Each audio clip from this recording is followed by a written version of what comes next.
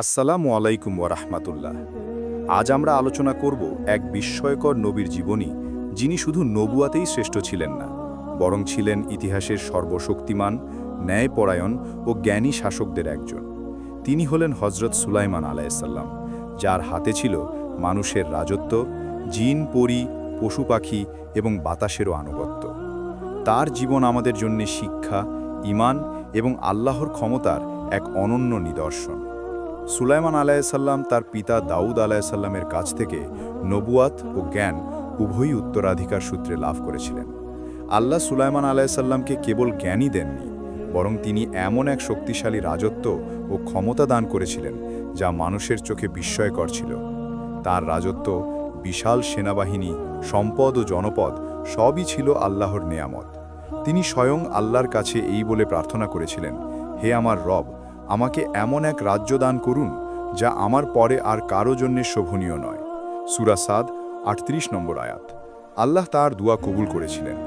সুলাইমান আলাইহিসসালামের রাজত্বের সবচেয়ে বড় বৈশিষ্ট্য ছিল প্রকৃতির ওপর তার অলৌকিক নিয়ন্ত্রণ। কোরআন স্পষ্টভাবে বলে, তার সেনাবাহিনী ছিল ৩ ধরনের সৃষ্টি নিয়ে গঠিত: ইনসান মানে মানুষ, জিন এবং পাখি। এর পাশাপাশি আল্লাহ বাতাসকে তার অনুগত করে দিয়েছিলেন।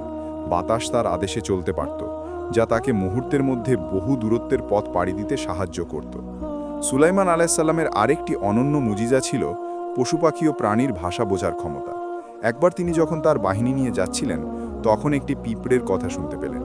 পিঁপড়ে তার সাথীদের বলছিল, হে পিঁপড়েরা, তোমরা নিজ নিজ ঘরে প্রবেশ করো, যেন সুলাইমান ও তার সেনাবাহিনী তোমাদের না দেখে।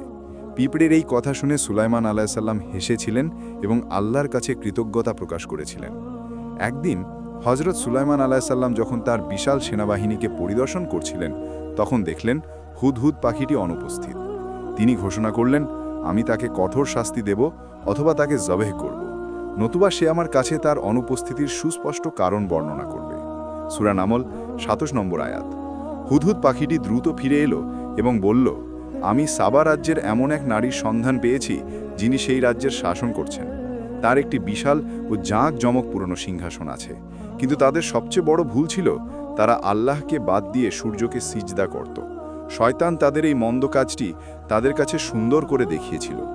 এই সংবাদ শুনে সুলাইমান আলাইহিসসালাম শান্তির বার্তা পাঠালেন।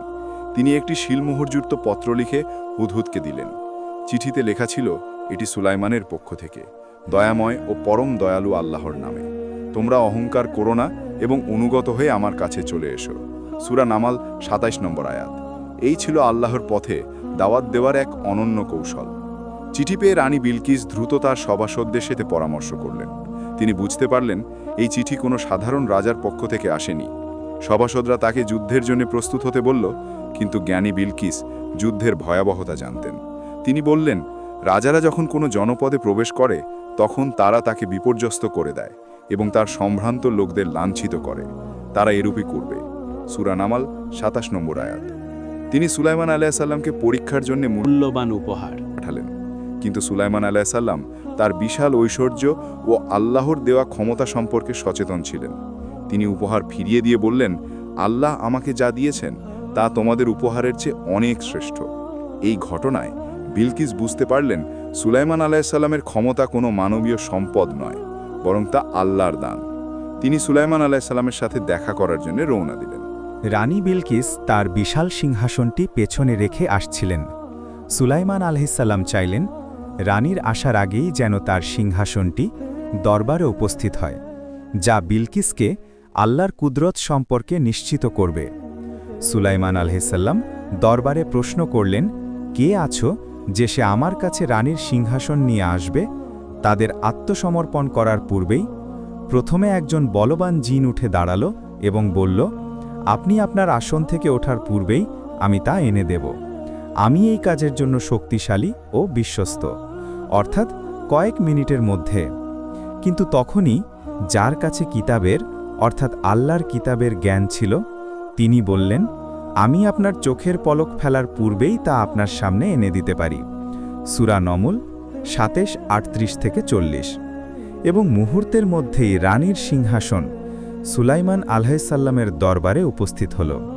এই অলৌকিক মুজিজা দেখে সুলাইমান আলাইহিসসালাম বিনয়ের সাথে বললেন, এটা আমার রবের অনুগ্রহ, যাতে তিনি আমাকে পরীক্ষা করেন আমি কৃতজ্ঞতা প্রকাশ করি না অকৃতজ্ঞতা। আল্লাহ তাআলা হজরত সুলাইমান আলাইহিসসালামকে তার অনুগত জিনদের দিয়ে কঠিন কাজ করানোর ক্ষমতা দিয়েছিলেন।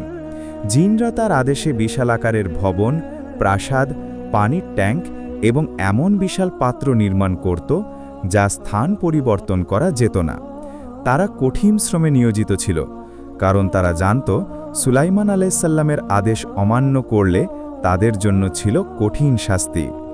এমনকি আল্লাহ তার জন্য এক বিশেষ ফোয়ারা প্রবাহিত করেছিলেন, যা তিনি তার স্থাপত্যের কাজে ব্যবহার করতেন। এই জিনেরা শুধু সুলাইমান আলাইহিসসালামের ভয়ে কাজ করত, কারণ তারা দাবি করত যে তারা অদৃশ্য বা গায়েব বিষয় সম্পর্কে অবগত। কিন্তু সুলাইমান আলাইহিসসালামের মৃত্যু প্রমাণ করে যে অদৃশ্য জ্ঞান একমাত্র আল্লাহরই। যখন রানী বিলকিস সুলাইমান আলাইহিসসালামের দরবারে পৌঁছালেন, তখন তার জন্য এক বিশেষ অভ্যর্থনার আয়োজন করা হলো। দরবারের মেঝে এমন মসৃণ ও স্বচ্ছ কাঁচ দিয়ে তৈরি ছিল যে এর নিচ দিয়ে পানি প্রবাহিত হচ্ছিল। বিলকিস এই কাজকে সত্যি জল মনে করলেন এবং নিজের কাপড় সামান্য গুটিয়ে নিলেন যেন পানিতে ভিজে না যান। সুলাইমান আলাইহিসসালাম তার ভুল ধরিয়ে দিলে বিলকিস আল্লাহর কুদরত এবং সুলাইমান আলাইহিসসালামের জ্ঞান বুঝতে পারলেন। তিনি তার পূর্বের ভুলের জন্য অনুতপ্ত হলেন এবং ঘোষণা করলেন, হে আমার রব, আমি আমার নিজের ওপর জুলুম করেছিলাম। এখন আমি সুলাইমানের সাথে আল্লাহ সৃষ্টিকুলের রবের কাছে আত্মসমর্পণ করলাম। সূরা নমল ২৭-৪৪। হজরত সুলাইমান আলাইহিসসালামের মৃত্যু ছিল ইতিহাসের এক অলৌকিক ঘটনা। তিনি যখন ইন্তেকাল করলেন, তখন তিনি লাঠিতে ভর দিয়ে দাঁড়িয়েছিলেন। জিনরা তার মৃত্যুর খবর জানতে পারেনি, কারণ তারা তাকে জীবিত মনে করে তার ভয়ে কাজ করে যাচ্ছিল। সময়ের সাথে সাথে একটি ঘুনপোকা তার লাঠিটি খেতে শুরু করল। লাঠিটি ভেঙে যাওয়ার সঙ্গে সঙ্গেই সুলাইমান আলাইহিসসালামের দেহ মাটিতে লুটিয়ে পড়ল। তখন জিনেরা বিস্ময়ে বুঝতে পারল বহু আগেই ইন্তেকাল করেছেন। এই ঘটনাই পরিষ্কার করে দিল যে জিনেরাও অদৃশ্য বা গায়েব বিষয় সম্পর্কে কোনো জ্ঞান রাখে না। আল্লাহ তার প্রিয় নবীকে অসীম ক্ষমতা দিলেও সেই ক্ষমতার অন্তিম মুহূর্তটিকেও তিনি বান্দাদের জন্য শিক্ষা হিসেবে রাখলেন, যাতে কিয়ামত পর্যন্ত মানুষ জিনদের শক্তি নিয়ে ভুল ধারণা পোষণ না করে। এই কাহিনীর মূল শিক্ষা হল যে প্রতিটি নিয়ামত আমাদের হাতে আছে তা কেবল আল্লাহর পক্ষ থেকে একটা পরীক্ষা। ক্ষমতা, জ্ঞান, সম্পদ, মর্যাদা সবই অস্থায়ী, আর সবশেষে সফলতা নির্ভর করে আমরা এগুলোর ব্যবহার কতটা আল্লাহর সন্তুষ্টির জন্য করেছি তার ওপর।